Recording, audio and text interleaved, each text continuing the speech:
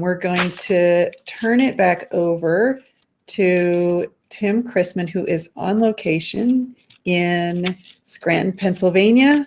He is the executive. Oh, and want to make sure that I do a little interlude for Emily Mishler as well. So as many of you know, Foundation for the Future is dedicated to the creation of a public-private partnership for space infrastructure development. And we've had a wonderful discussion today around the specifics and pitfalls of that design, and very excited to have more detail there. And before I turn it back over to Tim and Lila, I want to hand over the screen to Emily Mishler. Emily, the screen is yours, and I'll Thank you so much, Lee.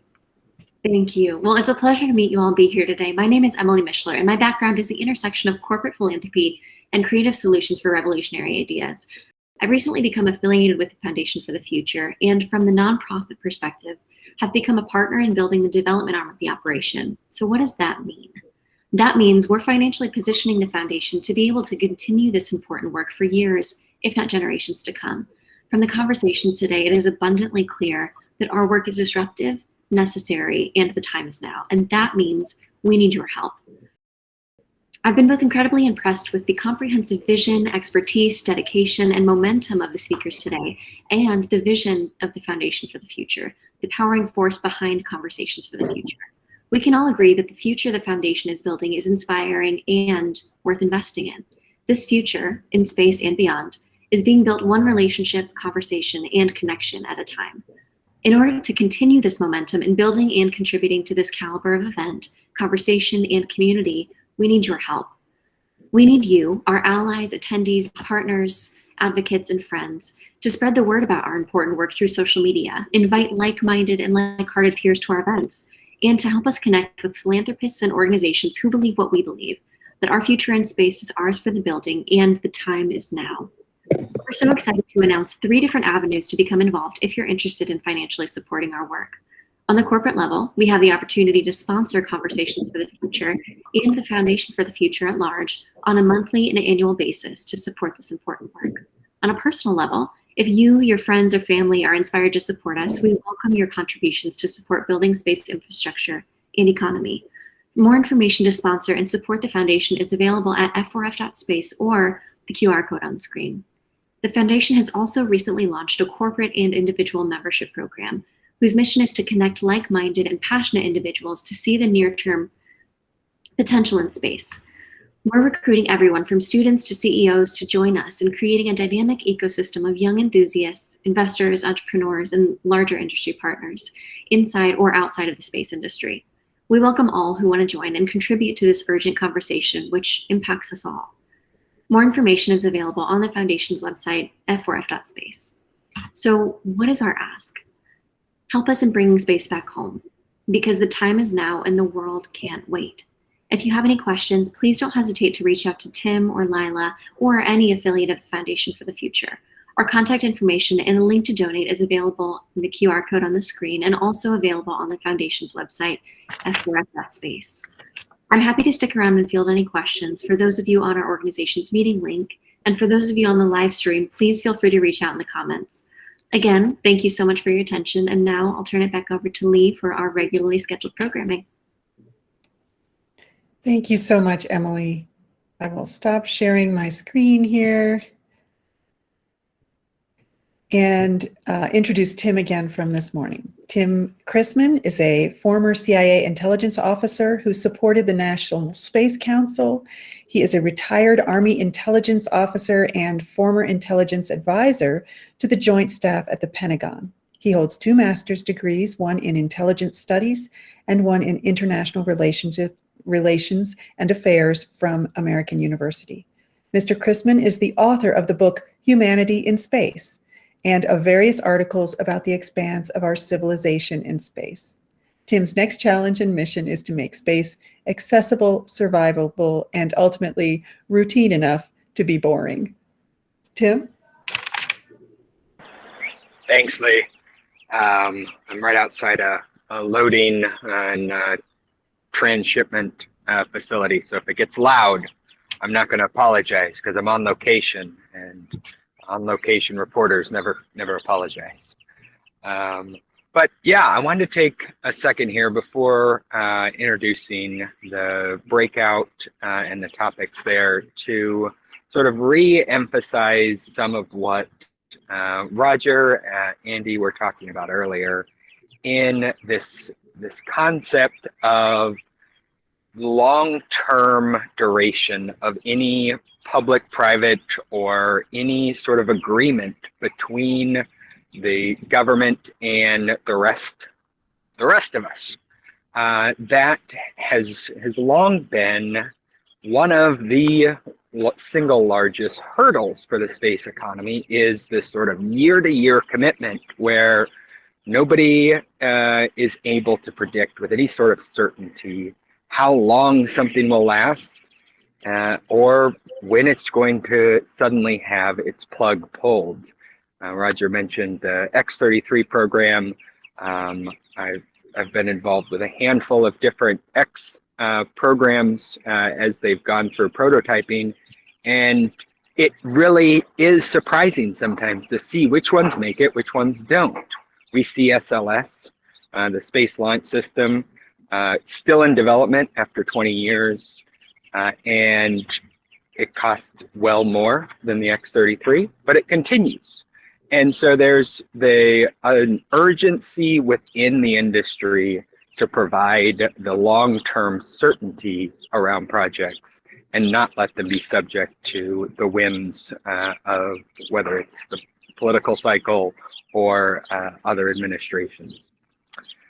But before we close out not only this event, but also transition to our breakouts, yesterday we talked about what kind of workforce could and should Scranton provide to the space economy? How could that look?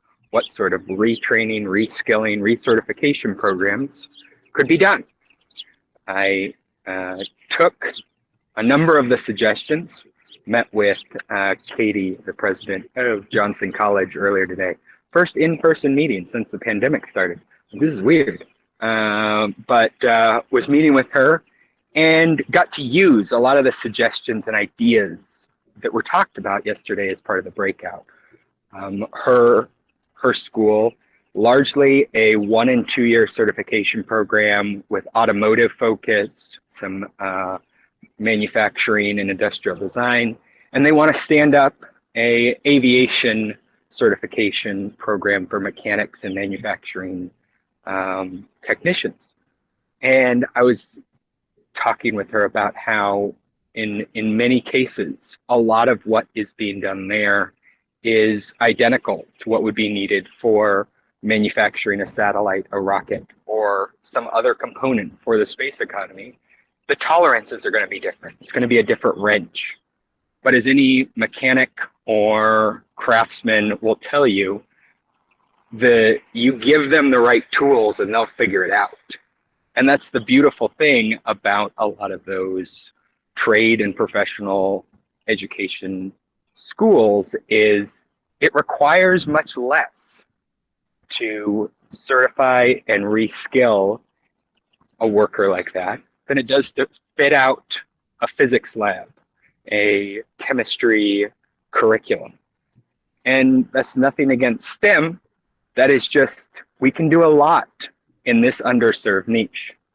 And so as we go into today's breakout to talk about what would the impact of the space workforce we talked about yesterday, the space economy in Scranton, what would the economic impact be to towns like that?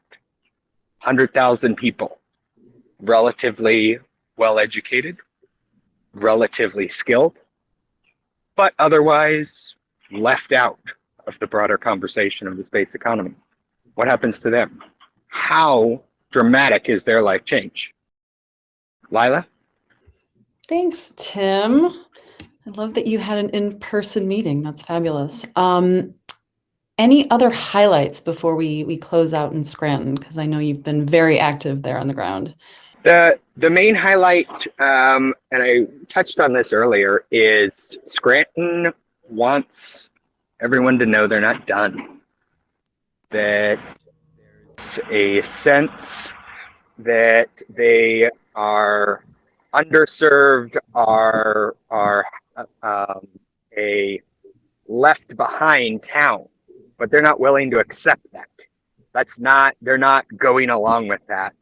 And whether it's the Chamber of Commerce there, local educators, or leaders, they will tonight. And so I'm excited that we can help prevent that future. Great. Thanks, Tim. Well, yes, I will provide a little bit more info on our breakout groups in a minute, but I just wanted to take a moment to officially close out our last Blue Marble Week. But there is a next chapter, and that's Conversations for the Future. So join us on May the 4th, where we will discuss space-based solar power. Also, she may not love that I'm mentioning this, but Lee, our moderator, promised that she would have Princess Leia hair because it will be on May the 4th and the 5th. So tune in for that. So yes, again, if you're just joining us and didn't catch it, Blue Marble Week will be officially changing its name to Conversations for the Future. But overall, awesome day, awesome event, great questions, smart speakers, a lot of activity in the chat, which was brilliant. And so excited to continue the conversations that are already started in our breakout sessions. This is new for us. But we really wanted to provide a designated opportunity for these conversations between all of us. And I think we all know there are both expert speakers in this room, but there are also a lot of expert attendees and even just enthusiasts. Well, not just, I should not use the word just, but I think our big message is space is for everyone. So we want this to be a welcoming event for everybody, not just this industry, not just our community, but any industry, any community. So all are welcome. And so as we go into our breakouts, we can start thinking about the question, how could a space-ready workforce in Scranton, Pennsylvania impact the local economy? Yesterday, we talked about preparing the space-ready workforce. What is that going to take? But what's going to be the next step there? How is it going to impact the local economy? And you're welcome to bounce around some questions about just preparing that workforce as well. I think that's sort of a 1-2 thing. So if you didn't join us yesterday, you can definitely have the broader conversation. But how we want to do this is 30-minute breakout, 15 minutes of networking. So introduce yourselves, do the small talk, get to know each other, and then, and you know, give everyone a fair chance. I know some people maybe don't want to talk or having speaker problems, but, you know, get that over with.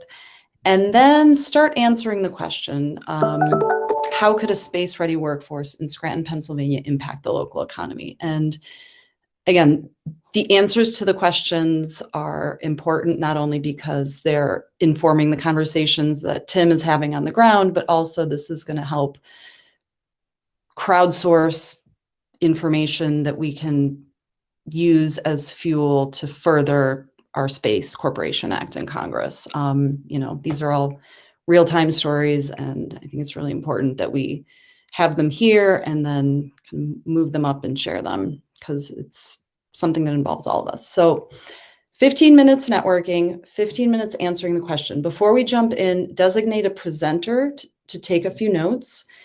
And remember your group number. Yesterday, nobody remembered their group numbers. So it just, we'll streamline things at the end. So if everyone remembers their group number, that will be helpful. And yeah, with that, we'll move on. But wait, before we do that, we will have a networking happy hour afterwards. So we can hang out as long as we want. The designated presenter will report out, and then we'll kind of just let that conversation flow into wherever it goes. So we'll linger for, I don't know, maybe an hour or so. We'll see. But yes, again, thank you everyone for joining us. We'll see everyone there.